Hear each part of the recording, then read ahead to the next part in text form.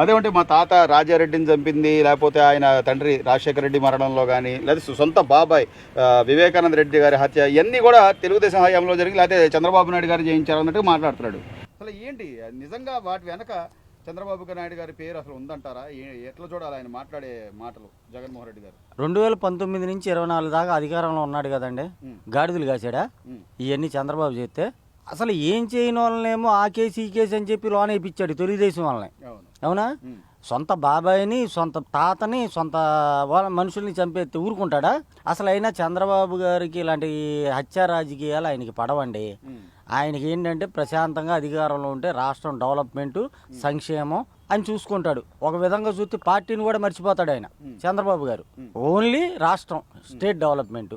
కానీ మహానుభావుడు ఈ మనవడు వచ్చి ఏం చేశాడు? 5 సంవత్సరాలు మొత్తం ఇష్టారాజ్యంగా దోచేశాడు. ఏంటి అలా బాబాయిని చంపించేసి, అప్పుడు చచ్చిపోయింది తెలుగుదేశం గవర్నమెంట్లోనే, కానీ చంపించింది మనోడని చెప్పి ఆల్రెడీ ఇప్పుడు దాకా కేసులు నడుస్తున్నాయి. ఏంటి 5 సంవత్సరాలు ముఖ్యమంత్రిగా ఉన్నప్పుడు ఆయన సునీత గారు అనుకుంటా, ఆమె కూతురు, ఆయన కూతురు, ఆమె తిరగని మెట్లు లేదు ఏ జగన్మోహన్ రెడ్డి దగ్గరికి, కనీసం దగ్గరికి కూడా రానివ్వాల.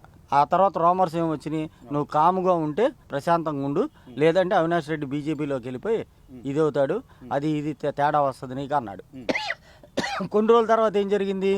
వీళ్ళ పార్టీ వాళ్ళతో ఏం ప్రెస్ మీట్ పెట్టించాడు? సునీతను వాళ్ళ ఆయన చంపించారు అన్నాడు.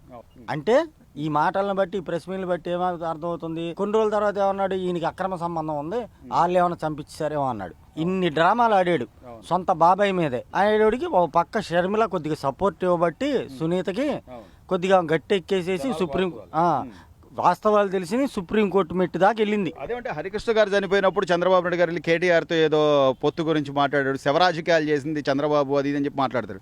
నిజంగా శవరాజకీయాలు చేసింది ఎవరైనా? తండ్రి శవాన్ని పక్కన పెట్టి. ఏమంటే హరికృష్ణ గారు చనిపోయినప్పుడు ముఖ్యమంత్రి ఎవరు? ఇక రాజశేఖర రెడ్డి గారు. అవును. అప్పుడు ఉమ్మడి ఆంధ్రప్రదేశ్. ఆయన చనిపోయినప్పుడు ఏంటంటే కొద్దిగా సపోర్ట్గా వాళ్ళందరూ వచ్చారు కాబట్టి, శవం దగ్గరికి వెళ్ళారు కాబట్టి మంచి చెడు మాట్లాడుకుంటారు. ఈయన ఏదో వచ్చి సేవలో చెప్పినట్టు ఏది పొత్తు కోసం వచ్చాడని, అప్పుడు పొత్తు అవసరం ఏముంది వాళ్ళకి? అసలు తండ్రిని చనిపోయిన తర్వాత శవాన్ని పక్కన పెట్టుకుని ముఖ్యమంత్రికి సంతకాలు పెట్టించింది ఈ మనిషి. ఏంటి వీళ్ళ పార్టీ వాళ్ళే చెప్పారు, ఏం మమ్మల్ని పిలిపించి సంతకాలు పెట్టమంటున్నాడు అని. ఎవరో ఈయనకి సపోర్ట్ చేసింది కేవీపీ రామచంద్రరావు, అది అందరికీ తెలిసిన విషయమే. ఏంటి ఇలా బాబాయిని చంపేసి సాక్షి పేపర్లో టైటిల్ పెట్టి ఏమన్నాడు? ఇది నారాసుర రక్త చరిత్ర అని చెప్పి బాబు గారి చేతిలో కత్తి పెట్టి ఐటెం పెట్టారు. ఆ తర్వాత ఏం తేలింది? అవినాష్ రెడ్డి హస్తం ఏంటి? ఆ తర్వాత ఆ చుట్టూ తిరిగి జగను, భారతి ఇన్ని పేర్లు వచ్చినాయి. అవినాష్ రెడ్డిని అరెస్ట్ చేస్తానికి వెళ్తే సిబిఐ వాళ్ళు ఏం చేశారు? అప్పట్లో ఇలా గవర్నమెంట్లో లోకల్ పోలీసు మాకు లా అండ్ ఆర్డర్ ప్రాబ్లం వస్తుందని చేతులు ఎత్తిచ్చేశారు. ఇవన్నీ జనాలకు అర్థమవుతున్నాయండి. ఇతను ఎంత బయటకు వచ్చి ఆ పేపర్ టేబుల్ మీద పేపర్ చదువుకొని మాట్లాడితే చెప్పింది 3 సార్లు 4 సార్లు చెప్పి 2 గంటలు చెప్పినా ఉపయోగం ఏముంది? జనాలు నమ్మాలి కదా ఇతని మాటలకి.